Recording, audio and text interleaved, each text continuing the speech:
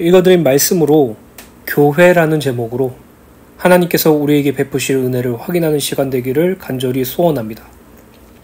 요즘에 제가 경험한 것이 있는데요. 길을 가다 보면 새롭게 생긴 가게가 이렇게 눈에 좀 띄더라고요. 예전에는 분명히 없었고 또 가게에 들어가지 않을 만한 업종이었는데 요즘에는 역에 간간히 보이고 가는 곳마다 눈에 띄는 그런 가게가 있습니다. 어떤 가게냐면요. 바로 타로, 사주, 봐주는 그러한 가게예요. 매장 안엔 들어가 보진 못했지만 외관은 상당히 깔끔하게 해서 타로 카드로 사주를 봐준다나 이런 무속신앙 같은 부분들을 이렇게 선전하는, 그리고 실제로 그거를 봐주는 가게들이 이제 눈에 띄게 보이기 시작하더라고요. 제가 어렸을 때는 그런 무속인들이 그렇게 할 때 낙후된 지역에 허물어질 것 같은 상가나 또는 그런 가정집에서 깃발을 올리고 무속인이라고 표시를 하고 그렇게 해서 사주를 봐주고 점을 봐주는 그런 것들은 있었지만 요즘은 이제 도시 시내 안에 그것도 깔끔하고 깨끗한 상태로, 그리고 누구나 눈으로 볼 수 있는 그런 곳에서 그렇게 매장이 이렇게 하고 있는 것을 보게 되었어요. 왜 이렇게 우후죽순 타로 사주 같은 것들이 생겨났나 싶어서 조금 알아봤는데요.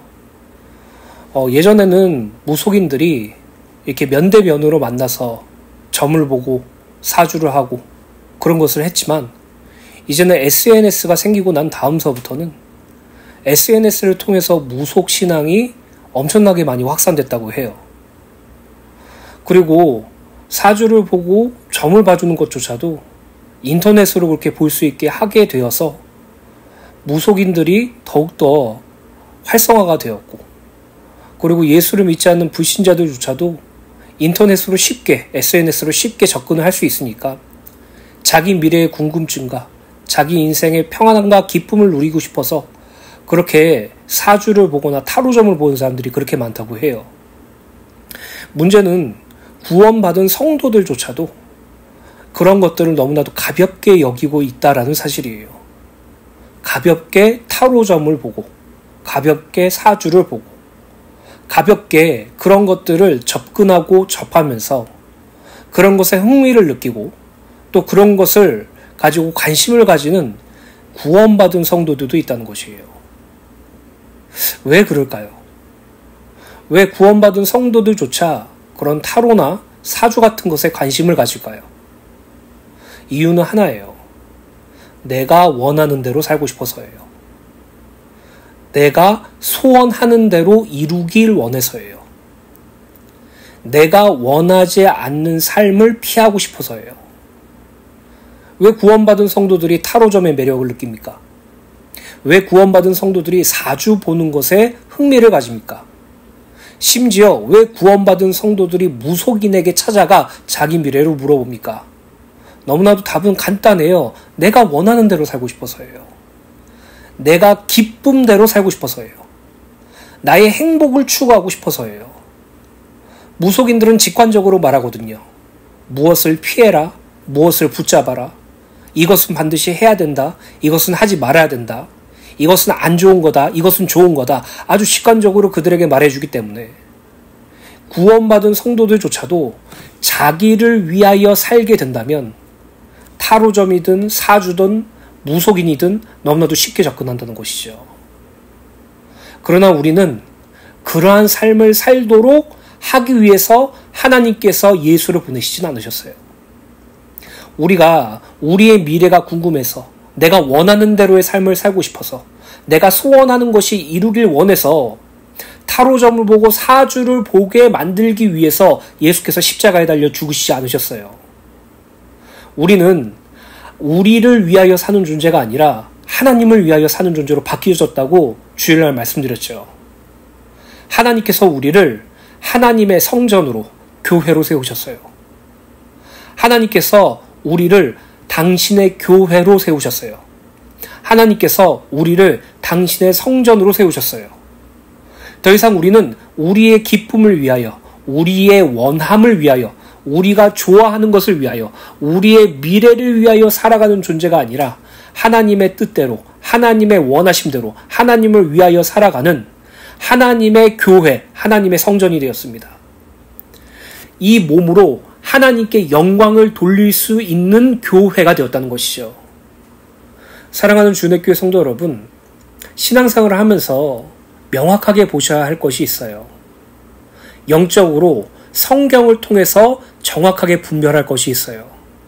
결국 이 땅의 삶은요, 나를 위하여 사느냐, 하나님을 위하여 사느냐, 그 두 가지의 영적 싸움이에요. 나를 위하여 사느냐, 하나님을 위하여 사느냐.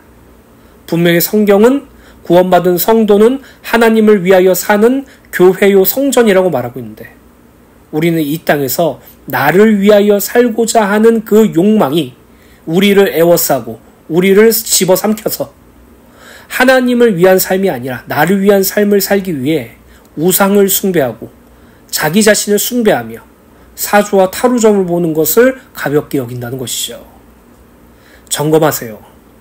삶 속에서 날마다 분별해 보세요. 나는 무엇을 위하여 살고 있는가? 나는 무엇을 위해 살아야 하는가? 이 두 가지 질문을 날마다 하시면서 성경에 적힌 하나님의 언약과 하나님의 선포를 기억하세요. 그리스도 예수 안에서 하나님께 대하여 살아있는 자. 다시는 자기 자신을 위하여 살지 않고 우리를 위하여 죽었다가 살아나신 그리스도 예수를 위하여 살아가는 자. 우리의 몸이 하나님을 위하여 살아가는 하나님의 성전이라는 것. 이것을 날마다 기억하시고 하나님께 우리의 신앙을 지켜주시고 보호해주시고 하나님께서 당신의 능력으로 우리를 온전히 세워주시기를 기도하는 저와 여러분들이 되시기를 예수님의 이름으로 간절히 소원합니다. 이제 다시 열왕기상 말씀을 나누고자 합니다. 열왕기상 7장 13절에서부터 14절 말씀과 또 21절에서부터 22절의 말씀을 우리가 함께 나누었죠. 이 말씀을 다시 한번 확인하고 다음 주 수요일서부터는 하나님의 성전에 언약궤가 들어가는 장면과 솔로몬의 감사의 고백에 대해서 함께 말씀을 나누길 소원합니다. 열왕기상 8장의 말씀을 다음 주부터 나눌 것인데 저와 여러분들이 그 8장의 말씀을 묵상하게 되기를 간절히 소원합니다. 먼저 열왕기상 7장 13절에서부터 14절을 보면 한 인물을 소개하고 있죠. 그 인물은 노제조 기술자인 히람이라는 인물이에요. 13절을 보면 이 히람의 소개에 대해서 기록되어 있는데 그의 아버지는 두로 사람 이방인이고 어머니는 이스라엘 백성 중에 납달리 지파 혈통이라고 기록되어 있어요. 이스라엘 사람과 이방 사람 사이에 낳은 자녀라는 것이죠. 그리고 하나님께서는 이방인과 혼인할 것을 금지하셨죠. 특히 가나안 7족속들과 혼인할 것을 금지하셨어요. 왜 그러셨습니까? 그들을 통해서 우상 숭배가 들어올까봐 그러셨던 것이에요. 그러한 맥락에서 볼 때 이 히람이라는 인물은 이스라엘 사회에서 철저하게 배척의 대상이 될 수밖에 없죠. 이스라엘 사람도 아니고 이방인도 아니고. 그래서 그는 두로에서 살고 있었고 두로 사람이라고도 말하고 있죠. 그뿐만이 아니라 이방인이었던 아버지는 죽었고 어머니는 과부로 소개되었다는 것은 당시 시대의 배경인 남존여비 사상으로 볼 때 매우 불리한 조건이에요. 즉 열왕기상 7장 13절에서부터 14절의 말씀은 이 히람이라는 인물이 이스라엘 사람과 이방인의 피가 섞인 혼혈인이고 정통 이스라엘 사람이 아님에도 불구하고 여호와 하나님의 성전 건축의 역사에 참여하게 되었고 그뿐만이 아니라 성전 건축에 매우 중요한 역할을 감당했다는 사실을 밝히고 있는 것이에요. 이상하죠? 하나님의 성전이 처음으로 지어지던 시기였어요. 과거 회막에서 여호와의 전을 두고 제사를 드렸던 그들이 이제 하나님의 성전을 짓는데 특히 하나님의 성전의 내부 공사에 이방인을 끌어들여서 공사를 진행하게 해요. 그리고 이 히람이라는 인물이 그 성전 현관에 약인과 보아스러운 두 기둥까지 건축하게 하죠. 하나님의 일을 하는데 왜 불신자가 이 일을 하게 되었을까요? 그것은 이것을 알려주기 위해서예요. 하나님의 일은요, 어떤 우월한 혈통, 이스라엘의 형통이나 또는 좋은 배경을 가진 사람들만이 할 수 있는 것이 아니라는 것을 알려주기 위해서예요. 즉 하나님의 일은 하나님께서 하신다는 것을 보여주시죠. 당신의 일을 당신이 택한 자에게 허락하시는 것이에요. 요한복음 1장 12절부터 13절을 보면 예수 그리스도를 영접하여서 하나님의 자녀가 되는 이 구원의 역사는 사람의 어떤 우월한 혈통도 아니고 또 사람의 육정, 여기서 육정이란 육신의 간절한 욕망도 아니며 사람의 아름다운 뜻도 아니라 오직 하나님의 뜻대로 하나님께로부터 난 자만이 가능하다고 기록되어 있어요. 이와 같이 하나님의 일, 하나님의 사람의 혈통, 배경, 육정, 사람의 뜻으로 되는 것은 아니라는 것이죠. 하나님께서 당신의 일을 당신의 열심으로 이루는 거예요. 오늘날 구원받은 성도가 항상 속고 있는 부분이 무엇이냐면은 나는 이룬 것이 아무것도 없는데 나는 사람들이 보기에 훌륭한 사람이 아닌데 아니 나는 늘 연약하고 부족한 사람인데 이런 내가 어떻게 하나님의 일을 할 수 있을까? 차라리 교회 안에 성공한 중직자들이나 열심히 하고 긍정적인 삶을 살아가는 중직자들이나 또 하나님의 일을 열심히 하나님의 은혜로 하고자 하는 그런 열정을 가지고 있는 사람들이나 하지 나같이 연약한 사람은 절대로 할 수 없다라고 생각하는 분들이 있어요. 그래서 그런 분들에게 하나님의 일에 대하여 권면을 하면 나 같은 게 어떻게 할 수 있겠냐. 또는 그래도 내가 이거라도 돼서 내가 사업에 성공해서 내가 그래도 사람들한테 자랑할 만한 사람들이 칭찬할 만한 그러한 업적과 공로가 있어야지 내가 그렇게 그것을 가지고 하나님의 일을 할 수 있지 않겠느냐고 오히려 그렇게 반문을 해요. 너무나도 인본주의적인 생각이죠. 하나님의 일은요. 하나님이 하시고 그 일을 우리를 통해서 이루세요. 그 안에 성도의 연약함은 상관이 없어요. 성도의 부족함도 상관없어요. 성도의 불신앙도 상관없어요.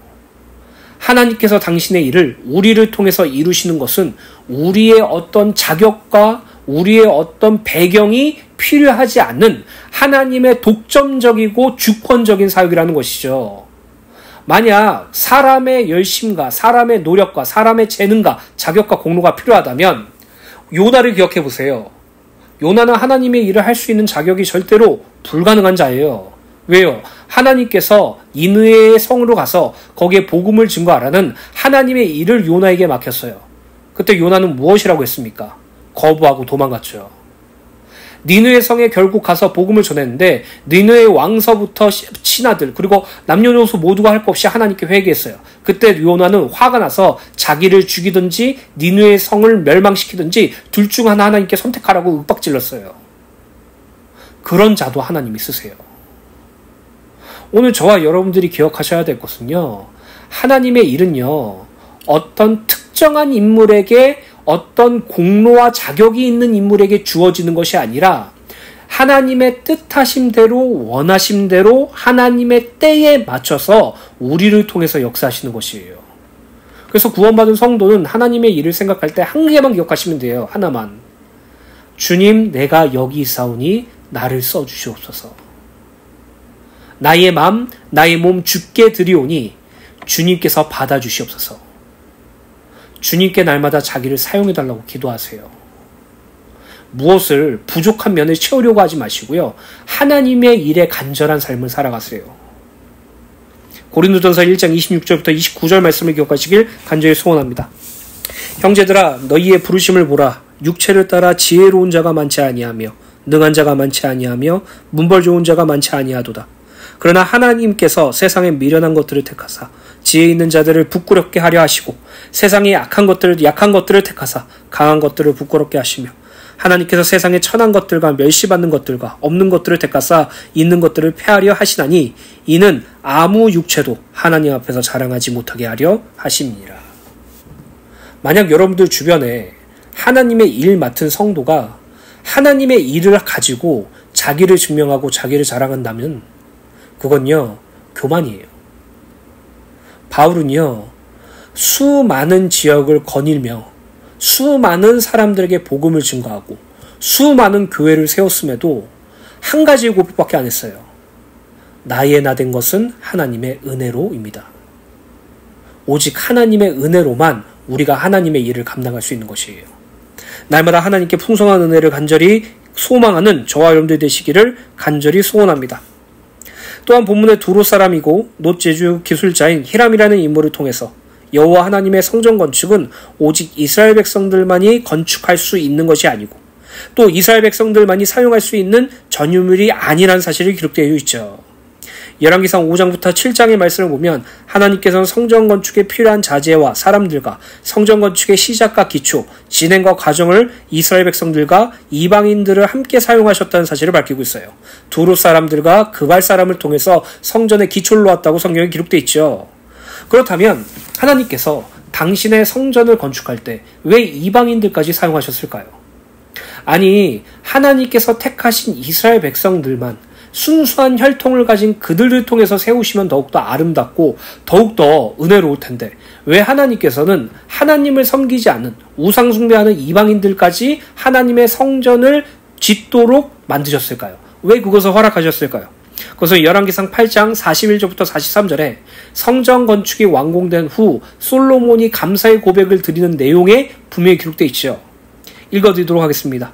또 주의 백성 이스라엘에 속하지 아니한 자 곧 주의 이름을 위하여 먼 지방에서 온 이방인이라도 그들이 주의 크신 이름과 주의 능한 손과 주의 펴신 팔의 소문을 듣고 와서 이 성전을 향하여 기도하거든 주는 계신 곳에 하늘에서 들으시고 이방인이 주께 부르짖는 대로 이루사 땅의 만민이 주의 이름을 알고 주의 백성 이스라엘처럼 경외하게 하시오며 또 내가 건축한 이 성전을 주의 이름으로 일컫는 줄 알게 하옵소서. 구약시대 때 구원받은 존재는 이스라엘 백성들만 있는 것이 아니에요. 하나님을 경외하길 원하고 하나님을 온전히 섬기길 원하며 율법을 지키고 하나님께 제사를 드리는 자들에게 하나님께서는 구원을 베푸셨어요.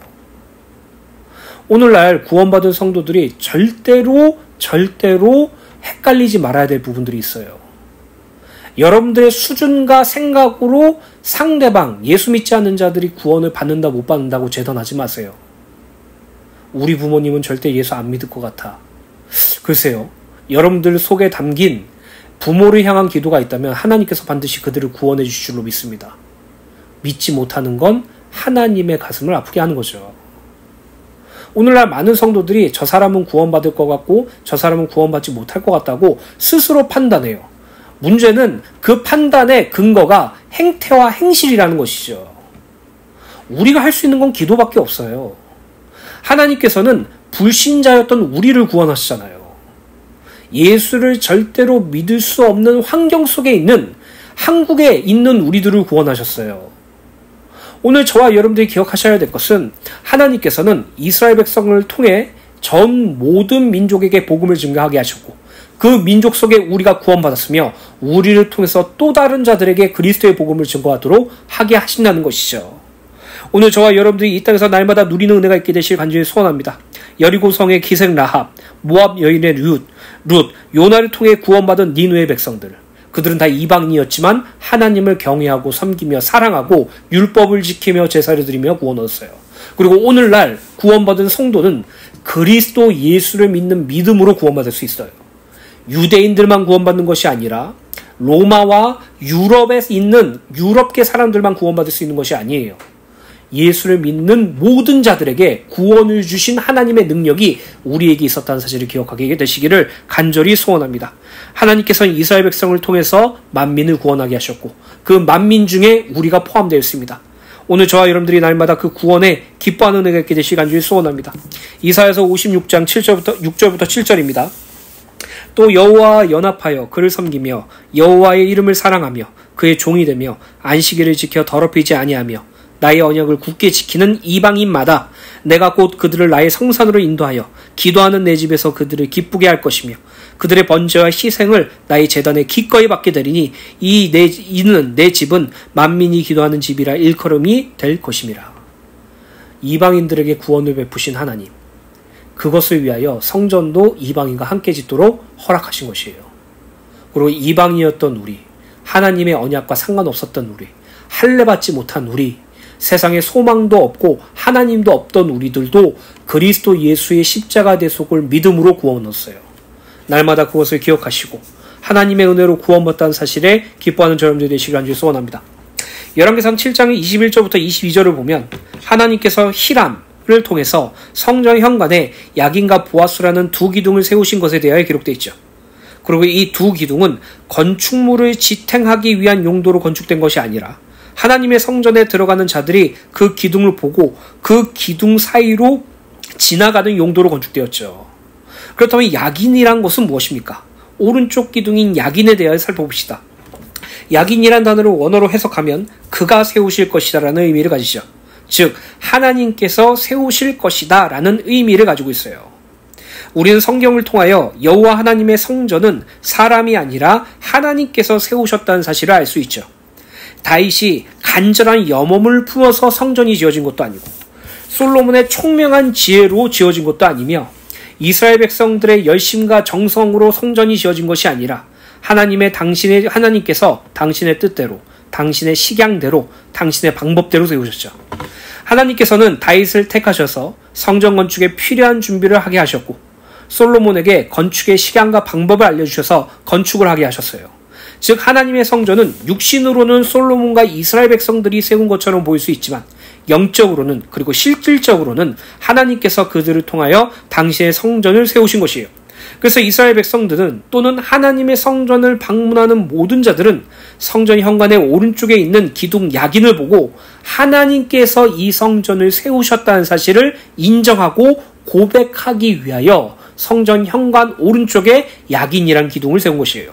더욱 중요한 사실은 야긴 곧 하나님께서 세우실 것이다 라는 이 고백은 단순히 눈에 보이는 하나님의 성전만을 의미하는 것이 아니라는 부분이죠. 하나님께서 이 성전을 세우셨던 것처럼 택한 백성 이스라엘을 견고하게 세우시고 굳건히 하실 것이라는 이스라엘 백성들을 향한 하나님의 맹세이기 때문이에요.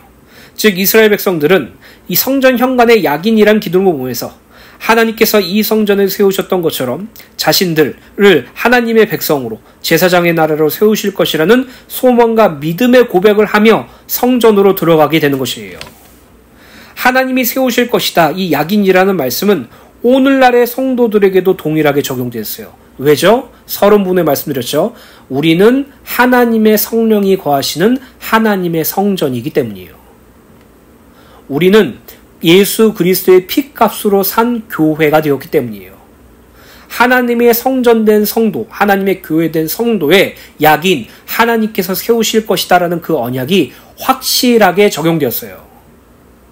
그리스도 예수께서 십자가에 달려 죽으시고 그리스도 예수께서 십자가에 부활하셔서 그 십자가 대속이 완성되어서 하나님께서 예수 그리스도를 믿음으로 구원받은 성도들을 친히 온전하게 하시고 굳건하게 하시며 강하게 하시며 털을 견고하게 하실 것이에요. 오늘 여러분들이 스스로 일어나려고 하지 마세요. 스스로 힘내서 나아가려고 하지 마세요. 구원받은 성도의 신앙은요, 스스로 힘을 내고 스스로 어떤 동기부여를 하고 스스로의 의지력을 가지고 신앙생활을 유지하고 발전시키는 것이 아니에요. 하나님의 성전된 성도 안에 하나님의 언약이 들어가 있어요. 그 언약이 무엇입니까? 약인 하나님께서 세우실 것이다. 그 말은 무엇을 의미합니까? 하나님께서 나를 세우실 것이라고요. 내가 지금 연약하고 부족하며 내가 지금 나를 위하여 살아가는 것이 너무나도 좋고 하나님 앞에 불신앙하고 하나님 앞에 늘 못된 아이처럼 살아가는 존재이지만 그럼에도 불구하고 하나님의 성전된 내 심장과 영혼 안에 하나님께서 나에게 약인이라는 언약을 주셨어요. 내가 너를 세울 것이야. 내가 너를 굳세게 할 것이야. 내가 너를 나의 성전으로 그리스도 예수의 교회로 세울 것이야. 이 언약이 우리에게 있어요. 그래서 우리가 연약함에도 불구하고 하나님을 바라볼 수 있는 것이에요. 부족함을 느낌에도 불구하고 하나님을 의지할 수 있는 것이에요. 왜요? 하나님께서 나를 세우실 것이라는 그 약인 언약이 나에게 세워져 있으니까. 왜? 나는 하나님의 성전이니까. 나는 하나님의 교회이니까. 그 하나님의 성전에 약인이라는 언약이 성취되었던 것처럼 하나님의 성전된 나에게 약인이라는 언약이 반드시 성취될 거니까. 하나님께서 여러분들을 세워주실 것이에요. 여러분들의 구원을 완성해 주실 것이에요. 여러분들을 하나님 앞에서 합당한 자로 하나님께 온전한 자로 세워주실 것이에요. 오늘 이 약인의 응답을 날마다 소망하며 하나님께서 나를 세우실 것이라는 소망 속에서 하나님을 의지하는 신앙생활을 하시길 예수님의 이름으로 간절히 축원합니다. 베드로전서 5장 10절 말씀을 기억하세요. 모든 은혜의 하나님 곧 그리스도 안에서 너희를 부르사 자기의 영원한 영광에 들어가게 하시니가 잠깐 고난을 당한 너희를 친히 온전하게 하시며 굳건하게 하시며 강하게 하시며 털을 견고하게 하시리라. 하나님께서 친히 여러분들을 세우실 것입니다. 이것을 날마다 기억하시고 하나님의 언약을 굳게 붙잡고 날마다 주를 위하여 살아가게 되시길 간절히 소원합니다. 이번엔 왼쪽 기둥인 보아스에 대해서 한번 살펴봅시다. 보아스라는 단어를 원어로 보면 그 안에 능력이 있다, 또는 그에 의해 능력을 공급받는다라는 의미를 지니죠. 그렇다면 하나님 안에 능력이 있다는 것과 또 하나님에 의해 능력을 공급받는다는 것은 무엇을 의미합니까? 이는 이스라엘의 역사를 살펴보면 너무나도 정확하게 알 수 있죠. 이스라엘이 애굽에서 종노릇 하고 있었을 때 누구의 능력으로 출애굽할 수 있었습니까? 모세의 리더십으로 출애굽할 수 있었어요? 아니죠. 하나님께서 당신의 능력으로 10가지 기적을 허락하셔서 그들이 출애굽할 수 있었어요. 하나님께서 당신의 능력으로 구원하셨죠. 또 이스라엘 백성들이 40년 동안 광야 생활을 했을 때 그들의 의식주가 어떻게 채워졌습니까? 그들이 남의 마을 가서 약탈을 하거나 안 그러면 물을 찾는 뛰어난 능력이 있거나 음식을 가공할 수 있는 능력이 있어서 그들의 의식주가 풍성했습니까? 아니죠. 하나님께서 반석에 물을 주시고 만나를 허락해 주시고 매출하기 허락해 주시고 40년 동안 그들의 의복과 신발을 헤어지지 않도록 해주셨고 구름기둥과 불기둥으로 말미암아 그들을 광야에서 생존하게 하셨죠. 무엇으로요? 하나님의 능력으로.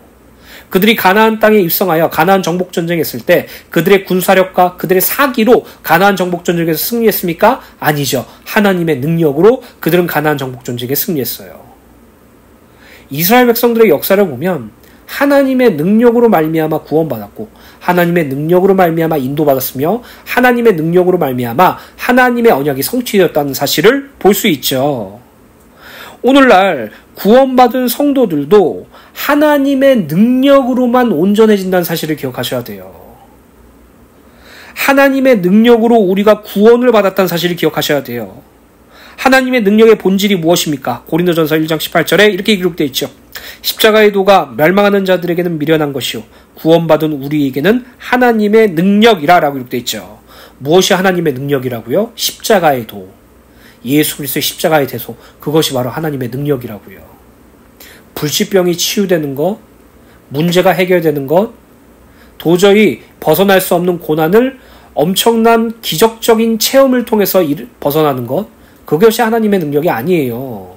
하나님의 능력은요, 그리스도 예수의 십자가 대속으로 우리를 구원하신 것이에요. 그것이 우리에게 있어서 참 능력이라고 말하고 있죠. 우리는 죄와 사망 아래에서 사탄에게 종노를 하며 살았죠. 그러나 예수 그리스도께서 성육신하시고 세상의 모든 죄를 대신 지시고 십자가에 달려 죽으심으로 우리의 죄 문제를 대신 해결해 주셨고 부활하심으로 사망을 이기시고 마귀의 권세를 깨트리시고 사망과 사탄을 이기셨죠. 그를 마음으로 믿고 입으로 시인하는 모든 자들에게 죄사함과 영생의 구원을 허락해 주셨고 하나님의 자녀가 되는 권세를 허락해 주셨어요. 그래서 십자가의 대속이 하나님의 능력이 정점이자 근본이 되는 것이에요. 오늘 저와 여러분들이 온전한 하나님의 능력 아래 살아가게 되시길 간절히 소원합니다. 능력을 받는다는 것은요, 병을 치유하는 것을 의미하는 것이 아니고 어떤 기적적인 일을 행하는 것이 능력을 받는 것이 아니에요.